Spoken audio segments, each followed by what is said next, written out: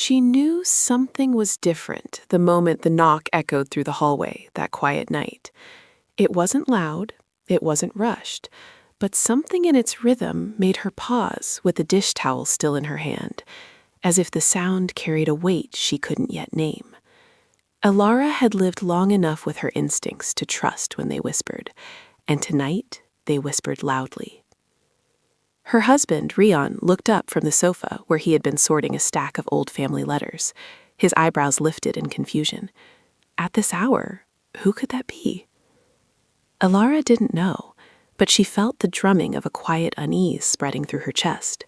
Not fear, not worry, but a feeling that life was about to nudge itself in a direction she hadn't planned for. When she opened the door, she found Rowan, Rion's longtime friend, standing in the soft glow of the porch light. He wasn't dramatic or disheveled, just unexpectedly present, holding a rolled-up folder against his chest and wearing an expression she couldn't quite read. It wasn't sadness, it wasn't distress. It was the look of someone carrying news he didn't know how to present neatly. "Sorry it's late," he said, calm and respectful, "but I needed to talk to both of you about something important." Nothing in his tone felt personal toward her, no strange softness, no discomfort, just the straightforward sincerity of a man delivering something meant for the household as a whole. She stepped aside, letting him in with the same natural ease she always used around their family circle. Rowan had been part of their lives for years, steady, dependable, respectful, a man who never crossed lines, never complicated moments.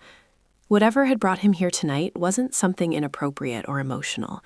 It was life, plain and simple, bringing news to the door. Rian rose immediately, the lines on his forehead tightening with concern. "What happened? Your family okay?" "They're fine," Rowan assured him with a small nod. "This is about the project at the community hall. There's been a sudden issue, and, well, I thought you two needed to know before morning." Alara folded her hands gently, her heartbeat steadying now that the reason for his visit became clear. Their community hall had been under renovation for months, with Rowan overseeing the logistical side and Rian managing donations and planning. It was a project close to their hearts, something meant to bring neighbors together, host celebrations, and support families through every stage of life. "What kind of issue?" she asked, keeping her voice warm and even. Rowan unrolled the folder and placed the documents on the coffee table. "The contractor found structural problems behind the main wall. It's going to delay everything unless we figure out a new plan. I didn't want to make decisions without Rian seeing this." Alara watched her husband lean over the papers, his eyes scanning the details. The tension in his shoulders grew. Not the harmful kind, just the responsible weight of someone who cared deeply about doing good for others. She sat beside him, offering her presence the way a spouse does, steady, calming, grounding. She placed her hand over his, gently reminding him he wasn't alone in sorting through any of this. "We'll find a solution," she said softly. "It's just a challenge, not an ending." Rowan stepped back respectfully, giving them room, never intruding on the space between husband and wife. The moment felt purely practical, entirely wholesome. 3 adults working through a community matter with no emotional undertones beyond goodwill. But even so, Alara sensed something deeper stirring beneath the surface of the night. Not because of Rowan, not because of worry, but because sometimes life rearranges itself with the smallest knock at the door, asking you to pay attention. And this quiet shift she felt, wasn't about the hall at all. It was something else, a feeling she couldn't yet name, a direction not yet visible. Her gaze drifted toward the window, where the night sky stretched calm and dark, as if holding a secret just out of reach. If you're enjoying this story so far, please like the video and subscribe for more heartfelt tales.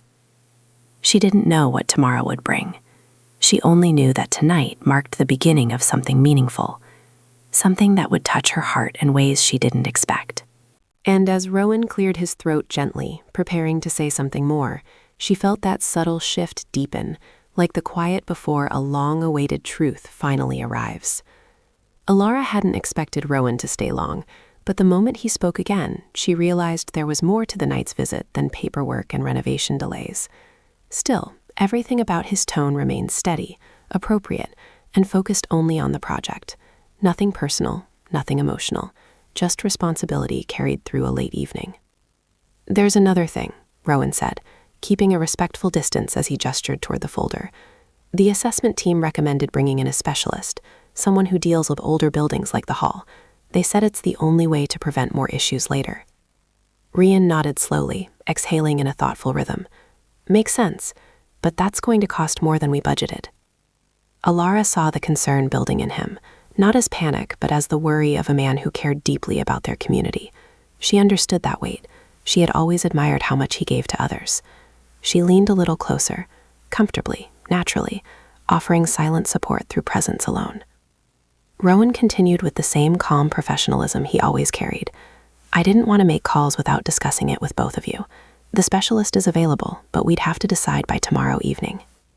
Alara exchanged a glance with Rian, her mind already turning over possibilities.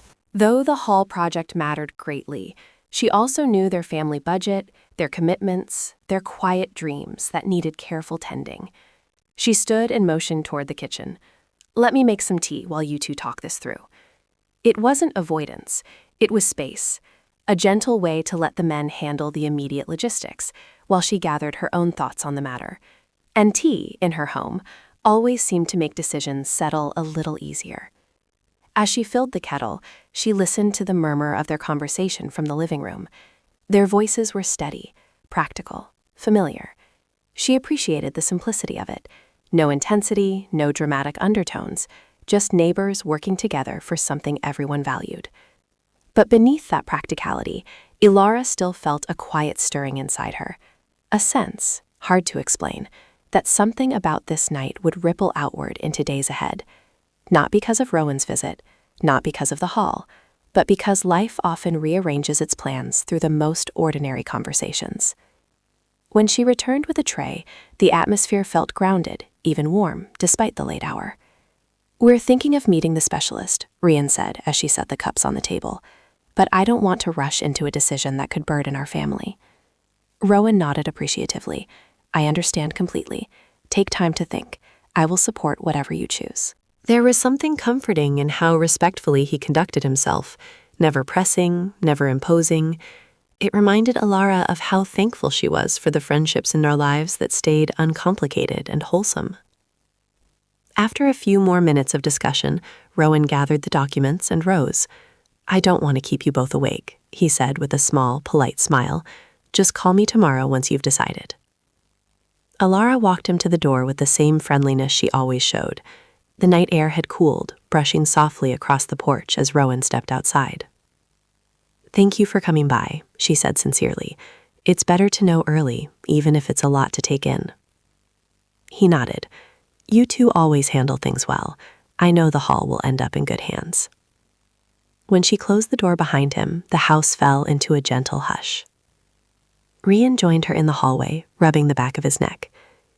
"What do you think? Should we go forward with the specialist?" She turned to him, her voice quiet but steady. "I think we should hear him out. If he says it's necessary, then at least we'll know we made an informed decision." Rian nodded, looking relieved to have her perspective. "I trust your judgment." That simple exchange warmed her chest, not dramatically, not intensely, just in the natural way reassurance passes between two people who have built a life together. Yet the moment she stepped back into the living room, something inside her shifted again, gently, like a whisper from the future nudging her attention. Her eyes fell upon one of the opened letters spread across the sofa. Something about it looked unfamiliar, as though it wasn't part of the family stack Rian had been sorting earlier. She picked it up slowly, a small crease forming between her brows. The handwriting, she didn't recognize it. And as she unfolded the paper, the first line made her breath still for a moment, not out of fear, but out of the sense that this night had only just begun revealing its meaning. Alara stood there for a moment, the unfamiliar letter resting lightly between her fingers. The living room felt still, as though the house itself paused to listen. She wasn't frightened. She wasn't unsettled. Just curious. Deeply, quietly curious. "Rian?" she called gently. He stepped out from the hallway, adjusting his glasses. "Everything okay?" She held up the letter. "Did this come with the family stack?" He blinked, surprised. "I don't think so. I don't recognize that handwriting either." Alara unfolded it fully, smoothing the creases with calm, steady hands. The ink had faded slightly, suggesting it wasn't new, but the tone was unmistakably intentional. The first line alone made her heart grow thoughtful. "To whoever finds this, please read it with patience and a steady mind." It wasn't dramatic. It wasn't emotional in a personal way. It felt more like a message left behind by someone hoping their words might help whoever came across them someday. Rian stepped closer, but only in a natural, comfortable way, standing beside his wife. "What does it say?" She scanned a few more lines, reading quietly to herself. "It's from someone named Celine. She writes about living in this region decades ago and about starting the very first community gatherings that eventually grew into the hall." Rian exhaled softly, his eyebrows rising. "So it's historical?" "Yes," Alara murmured, "and more heartfelt than I expected." They moved to the sofa, sitting in a way that felt familiar and steady. She began reading aloud, not in a dramatic tone, but with quiet respect for the writer's intention. Celine wrote about how the hall wasn't meant to be just a building. It was meant to be a place where people could carry each other through seasons, celebrations, losses, growth, and ordinary days. A place where fear didn't have power, and where small acts of kindness became the pillars that kept the wall standing.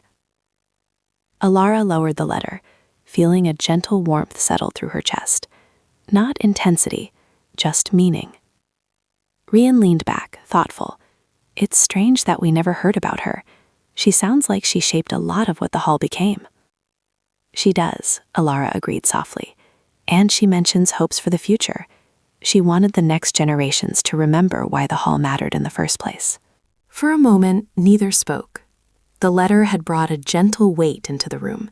Not heavy, just significant. It reminded Alara that buildings weren't only made of wood and stone. They carried stories, intentions, people's memories. Ryan finally asked, "Do you think Rowan knows anything about this?" "Maybe," she said, standing and placing the letter carefully on the table. "But even if he doesn't, this feels important, like a reminder." "A reminder of what?" She looked at her husband, seeing not worry, but the steady heart she had known for years. That when something feels worth saving, it's not just about structure, it's about the lives connected to it. He nodded slowly, absorbing her words. "Maybe that's why you felt something was different tonight." "Maybe," she whispered. She stepped toward the window, watching the night sky soften around the edges. The neighborhood lay quiet. No cars passing, no lights flickering in the distance. It was one of those nights where stillness had meaning. Behind her, Ryan spoke again, his tone gentle. "You know, Celine's letter might be exactly what we needed. Renovations can feel overwhelming, but remembering why we're doing them makes everything clearer." Alara smiled at that. It was true. Suddenly, the idea of meeting the specialist didn't feel like a burden. It felt like preserving something that mattered far beyond their own time. "I think we should go forward with it," she said quietly. "Let's meet him tomorrow." Rian nodded in agreement. "We'll handle the cost. We'll figure it out." They stood together in the soft glow of the lamp, feeling not pressure but purpose. And yet, Alara sensed the night still held one more layer she hadn't discovered. As she reached to turn off the lamp, something slipped from inside the letter, another folded note, much smaller, tucked deep within the original page. She froze in gentle surprise. "Oh, there's something else." Rian looked over, curious in a natural, easy way. "Another part of it?" Alara bent down, picking up the tiny fold. The paper felt older, softer, as though handled many times before. She unfolded it with care. Her eyes widened, not in alarm, but in bewilderment, because this second note didn't look historical at all. The ink was fresh, the handwriting modern. And the first line held a message that sent a quiet shiver, not of fear, but of realization, through her heart. "If you found Celine's letter, then you're closer to the truth than you realize." Before she could read the rest, the front gate creaked outside. Someone had just entered their yard. Alara didn't move at first. The small note rested in her palm, its fresh ink a strange contrast to the fragile letter it had been tucked inside. Nothing about it felt threatening, only unexpected, like a puzzle piece she hadn't known existed.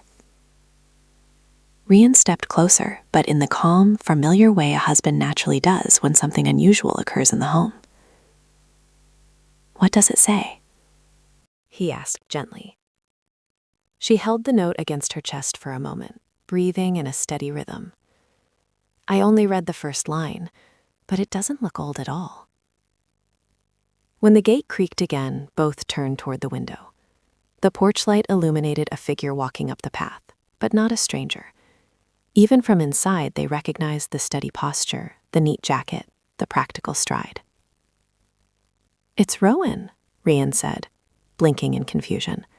"Why would he come back?"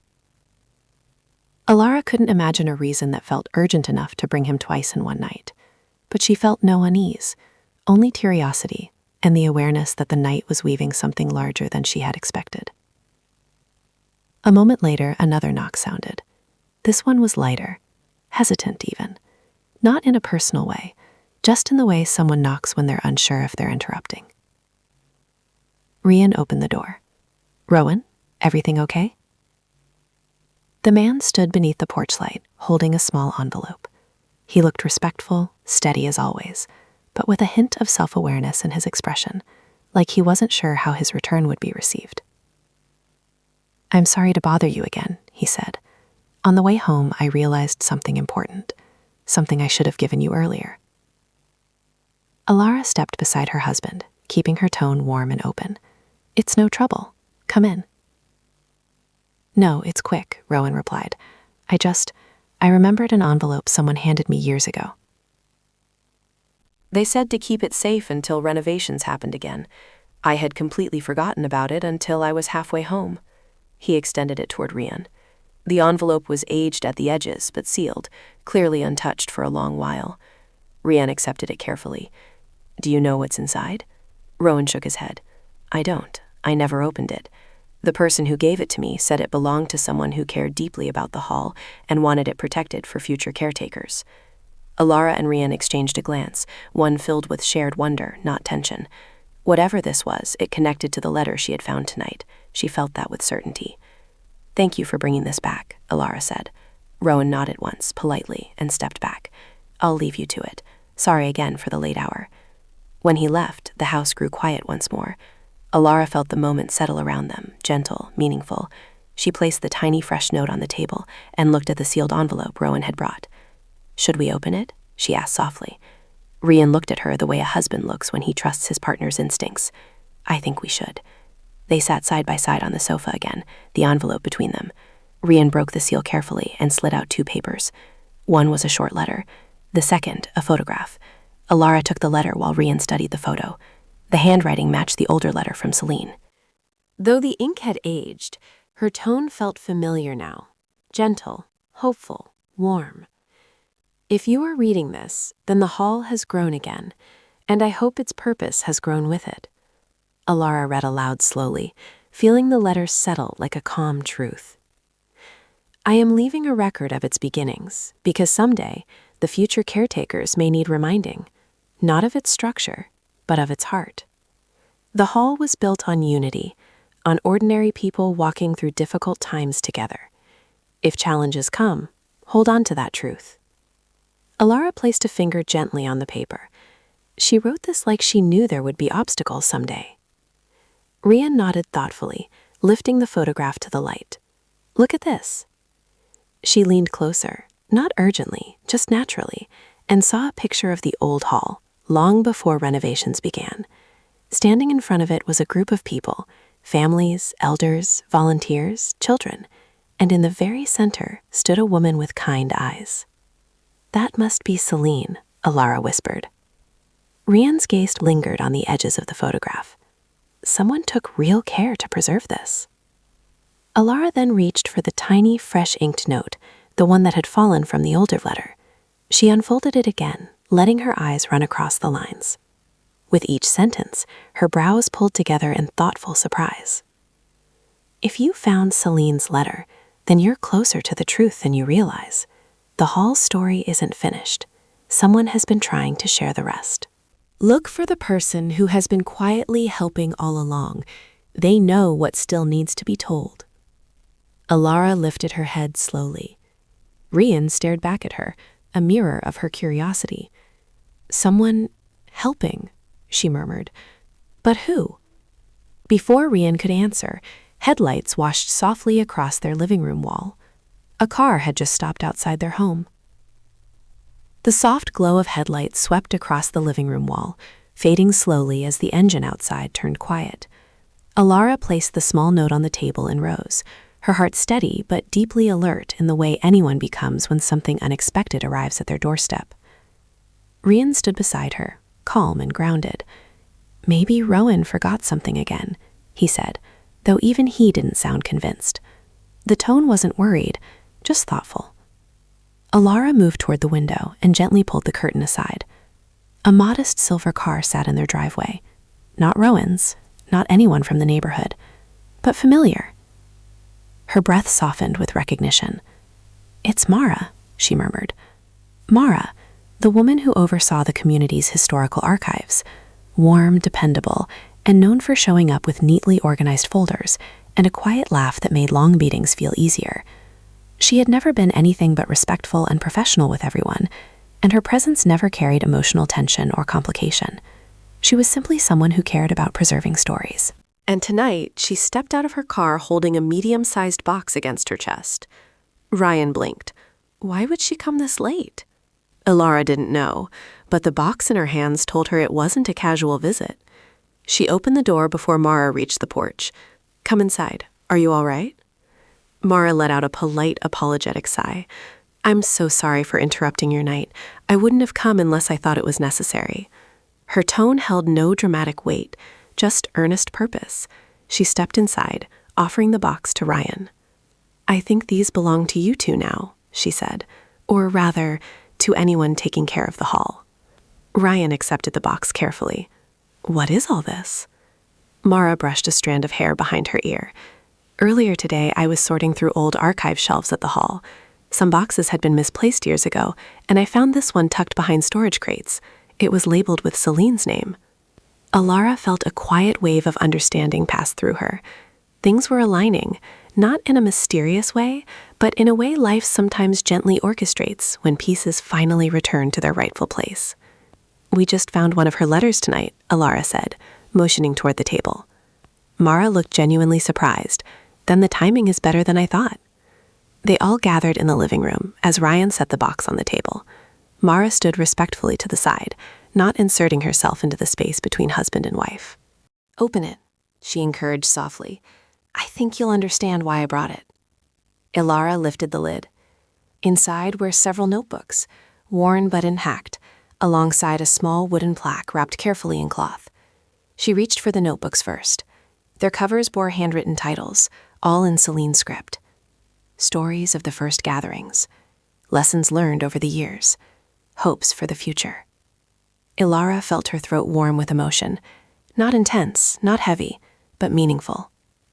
"These are her records," she whispered. "Everything she dreamed for the hall." Ryan picked up the plaque and unfolded the cloth around it. A soft gasp left him, not out of shock, but out of recognition. "It's a dedication sign," he said.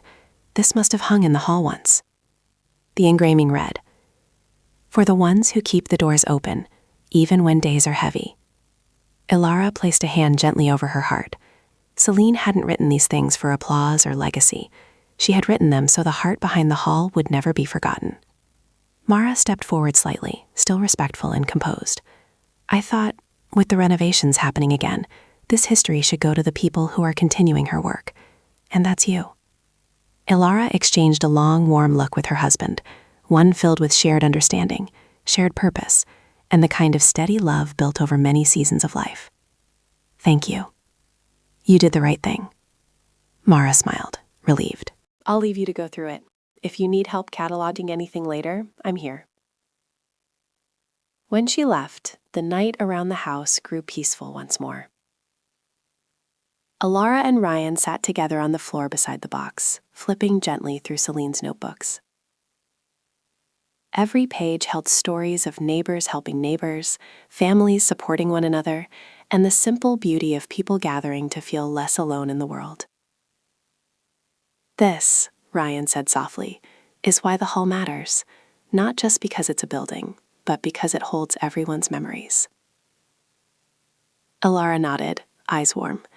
Then we finish the renovations, we follow the specialist's guidance, and we make sure the hall keeps its heart. Ryan wrapped an arm around her shoulders, not dramatically, not intensely, but in the natural, familiar way a husband studies his partner. We'll do it together. Alara looked at the notebook in her lap, her voice barely above a whisper. It's almost like Celine knew someone would need her words again someday.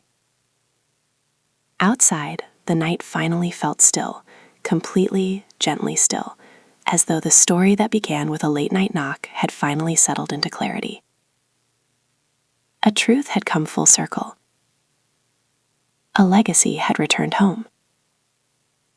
And Alara realized that sometimes life brings the right pieces back at the right moment, not to confuse, not to overwhelm, but to remind the heart of what truly matters.